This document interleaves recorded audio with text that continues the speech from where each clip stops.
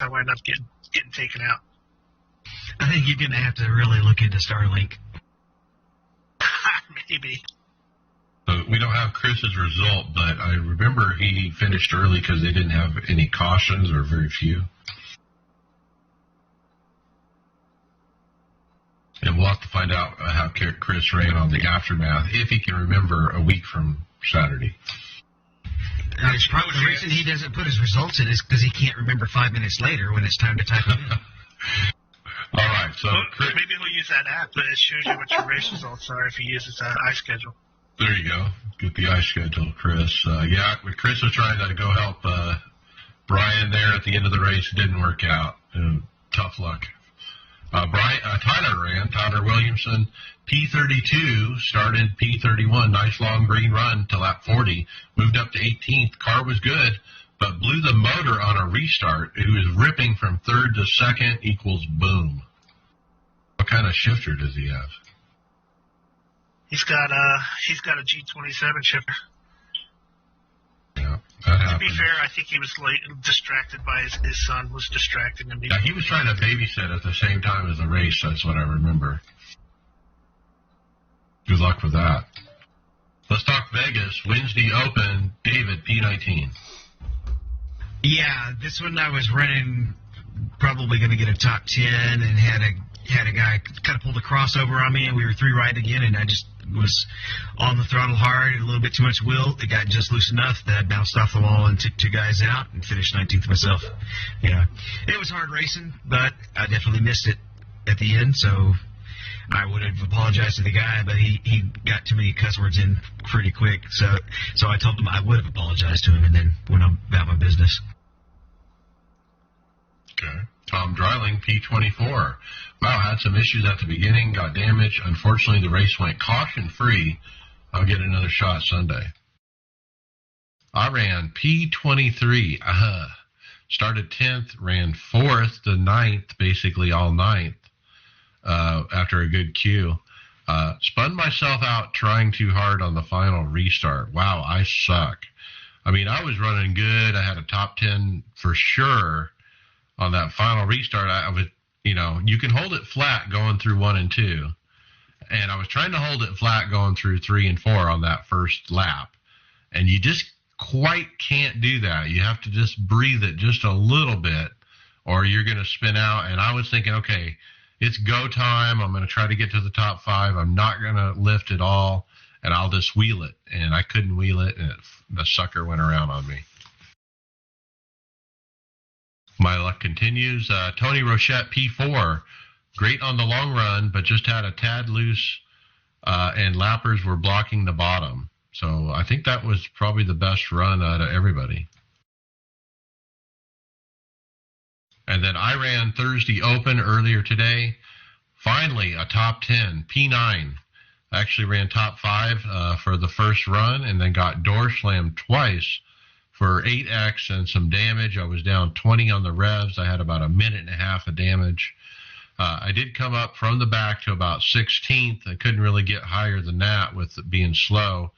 But pit strategy got me to 9th at the end. I pitted when the window opened up and basically didn't pit again. And then a lot of the people that stayed out had to pit under green for fuel.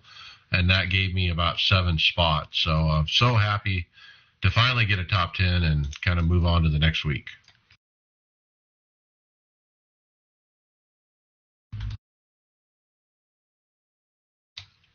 Okay, let's talk 12 hours of Bathurst with the OBRL team, P15.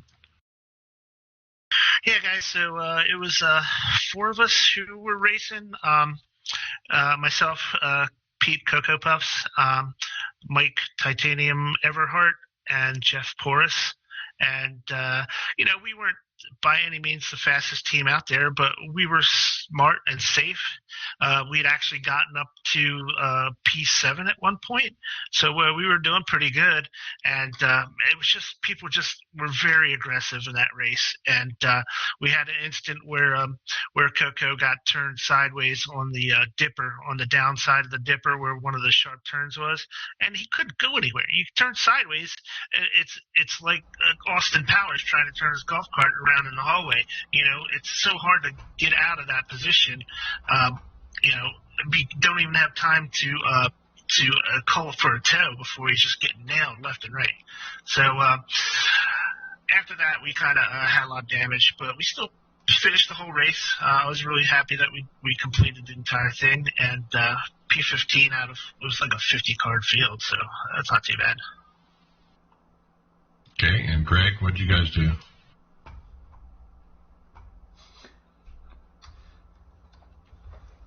What did we do, David? I went and worked out. Seriously, actually, I was at the gym when Richie had the guy just completely block the track at the top of the hill. Bonhurst, there's no escape, right? You got walls all the way at the top of the hill, and if the track's blocked and you come around the corner, you go and hit him. It's also a 6 a.m. start, so it's in the dark. So you come up, there is no lights on the back part of the track, so you come up over the hill, all you have is your headlights, and that's all that, whatever they illuminate is whatever you're going to see, and all Richie saw was a car when he came over the hill. Yeah, you can't miss it at that point, right? You're committed. Well, like David said, there's walls on each side. What happened is the spot that David, I think you said you were having trouble getting when you had traction control problems when you first started testing, that's where he crashed, and he rolled a little bit off the wall, which gave you no exit on either side. If you would have kept two against the wall, you could have gone on one side of them, but he kind of basically cut off both sides of the track. Yeah, and it also, if he's just a little off, it doesn't help, but you're also there's a lot of high speed corners up there, so you're not really able to choose the line you're going to run because you're already on the edge of the control of the car. Well, you're apexing that corner or coming up over it, and you're about, depends on what your setup and how you drive that corner, but I run it in 5th gear, but it could be a 4th gear corner, so you're doing a buck something going over that crest. I was hitting at 40, and I don't remember if I had said what I figured out last week, but essentially my wheel was changing the traction control setting from 8 to 1, and so it was basically turning it off. So I have to make sure when I get into one of the GT cars that I look at what it's supposed to be, because I have to actually turn my rotary dial to match that once I get in the car. Okay, Monday night, Fast Track Sim Racing League. I ran P17. There were 39 drivers. I started 31st. I mean, first of all, 39 drivers showing up for a league that holds 40. That's rare. I mean, usually you get leagues that don't really fill up. Kudos to these guys getting a full room. I just love having a full room. But anyway, I did move up running high as 9th.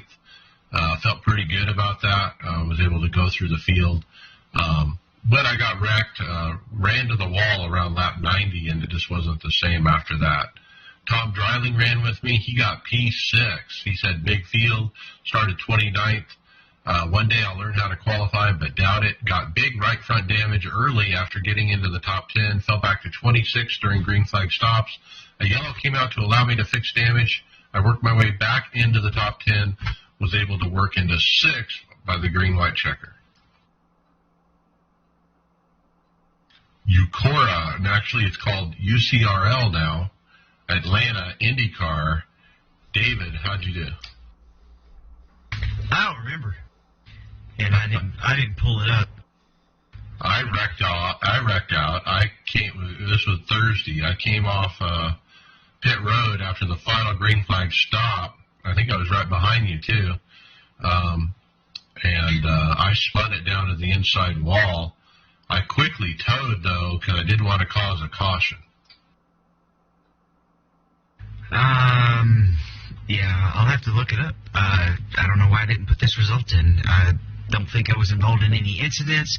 There were a few cautions. There was a guy that was pretty mad with one other guy. He got I know that guy got a strike on it as well. I think I just finished kind of somewhere in the middle. Okay. It's harder. I'm kind of an old guy, but that car, you just don't lift, and so I understand how they get the different speeds. It's got to be something they're doing with the wheel. And I think the setup just wasn't great in the fact that you couldn't do anything if you weren't on the bottom. So you had to stay in line. You had to stay on the bottom. You couldn't go high at all. It was bad. You're bringing it back to me now, yeah. And I think I got up to like 12th or 13th just as people screwed up, but you could not make a move to pass, ever. Right. You had to wait for somebody to mess up and just take it. Yeah, it's a tough race like that. So we'll see what they do next time. Let's go on to Premier Race Network Cup. Tom Dreiling, P6, ran on the top 5 all race, made a slight mistake in the green flag stops, but I'll take a decent finish. And now, final thoughts. Brian McCubbin. Let's see. Well, I really appreciate the OBRL guys letting me join the Bathurst, especially since how bad I was at that track. But other than that, we have a new season of ARCA coming up that I'm looking forward to. We got more NIS stuff coming up, so it's a good week of racing. So I'm pretty excited. Okay, very good. David Hall, final thoughts. I love iRacing, but fix the cautions. What was that? It's always that one thing that you don't like. Fix the cautions. That could probably be a soundbite. Maybe that's the title idea. Fix the protesting system? The only thing they really could change with that is whether or not they tell you what the punishments are. Because they'll tell you if they agree that somebody's guilty, but they don't tell you. They just say the driver's been notified of the outcome, but you never know if they got a suspension or just a warning or anything along those lines. I usually stop the driver for a week to see if he's still on the service after I protest. That's the only thing you can do. Go see if they've run. Okay, Greg Hectus, final thoughts? I haven't really done much again this week. Work has been hectic and lots of hours. I worked 14 today, so kind of tired. I don't even know if I'm going to run the Road to Pro now just because it's been a long day. But anybody else that does run it tonight, good luck. Hopefully, I don't think we have any endurance races this weekend, do we, David? It's just the major stuff. Support races start for the majors races Sunday. So the fixed setup races that are like practice races. Oh, we're still a week out from that other stuff? Yeah, it's the official event's over a week away. Okay, well, I'm just going to try and get some, hopefully get the NIS race in tomorrow. I haven't raced the NIS yet this weekend in Vegas, and do some more of that stuff, and still working on a bunch of stuff in the background here. I got like 8 different projects on the go here with stuff for the streams and ads and stuff for us and things to go up. Once I get them all finished here, it'll be hopefully our social media pages will be active every week. Okay, bring it. All right, Tony Groves, final thought? Well, after, the last 2 episodes of the Aftermath, having Ewan and Gary Corbett on, 2 fantastic conversations, talking a lot about history, kind of Mike. We lost you. Mike. Well, got me now. Yeah, we got you. All right, cool. I don't know how much of that you guys got. Anyways, our next Aftermath episode, taking a little inspiration from the history that we've been able to hear about over the last 2 episodes. We're gonna take a look at all of our first episodes on the iRacers Lounge, and critique is going to be a nice way to say it. We are already coming up with the trash talk for how well we did on our first episode. So going to stay with the history theme and shine the spotlight on us this time. Can we get an audio clip of Greg reading his first story? We might have to take a look into that one as well. So that'll be next weekend. That sounds like fun. I was on the first episode, so mine is easy. But I'm interested to hear, everyone's first story and see what they say. Brian, yours hasn't been that long ago. You're the newest person. I think you did good. Do you have that list of when I don't even know when I would have started on the podcast?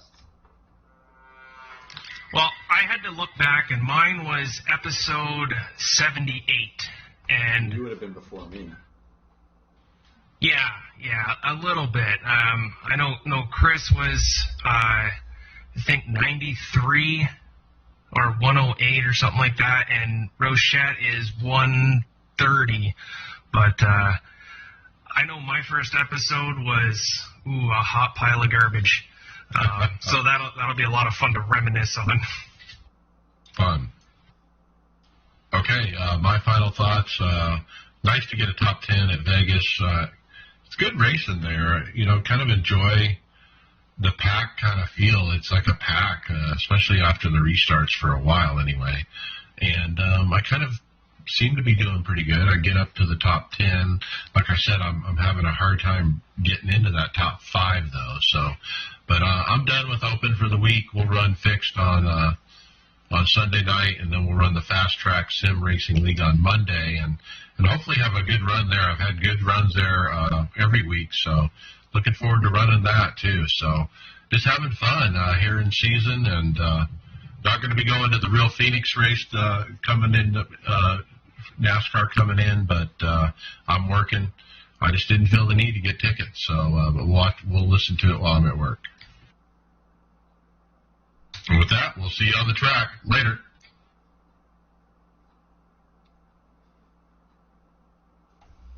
All right, title ideas.